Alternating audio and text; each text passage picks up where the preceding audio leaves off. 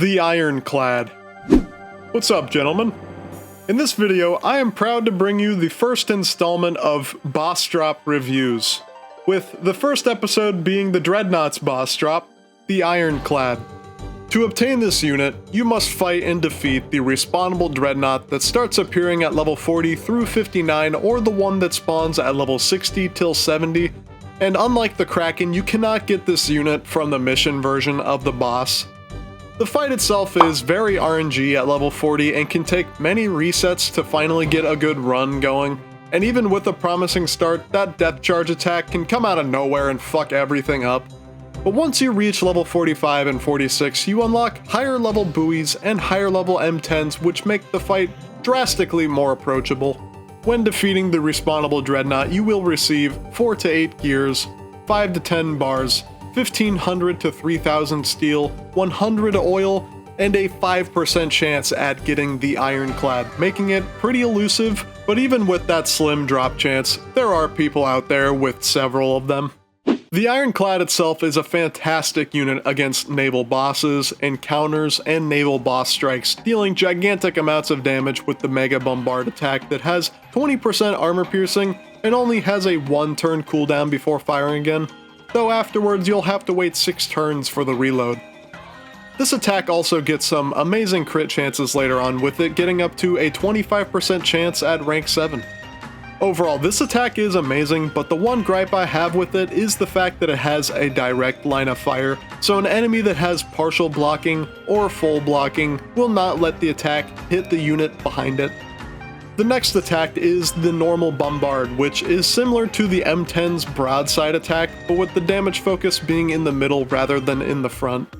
This attack deals pretty good damage with 20% armor piercing and also only has a 1-turn cooldown before firing again, followed by a 5-turn reload. The crit rates are a bit better on this, where it gains a crit bonus against aircraft and a 30% chance base crit at rank 7. Once again, this attack is good, but it has an even worse line of fire, with it having contact, meaning any enemy will block the unit behind it regardless of if it has no blocking, partial blocking, or full blocking, which does kinda suck. Of these two attacks, I would 100% say the Mega Bombard is better, and it is the reason that everyone wants this unit. It helps tremendously with fighting the Dreadnought again or fighting the Kraken, because it helps shear armor off faster and or deal crazy amounts of damage once the armor is taken off. The survivability of the Ironclad is also pretty decent, with it getting up to 1080 health and armor at rank 7, along with having some decent resistances as well as immunities to both breach and stun, which is huge. The one part that hurts a bit is that unlike the M10 or the R1, this thing is not immune to poison. It actually takes a fuckload of damage from the fire damage type, so some attacks like the Kraken's Ink Spit will hurt like a bitch against this thing.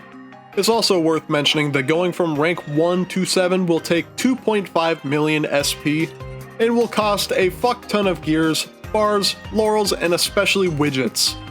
In total, it would cost 125 bars and 200 gears to promote it all the way to R7, which is genuinely retarded, but it is definitely worth it.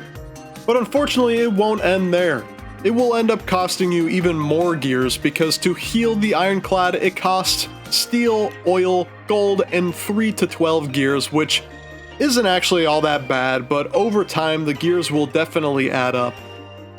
All in all, the Ironclad is definitely a great unit, albeit slightly overrated now that I actually have my hands on one. I think the one drawback that I never realized before was the line of fire, with both its attacks do limit it, and in some ways an M10 can definitely do things that the Ironclad can't.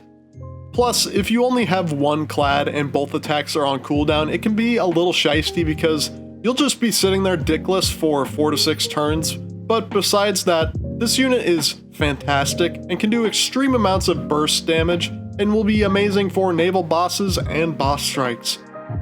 But I think on that note, that's the end of the review.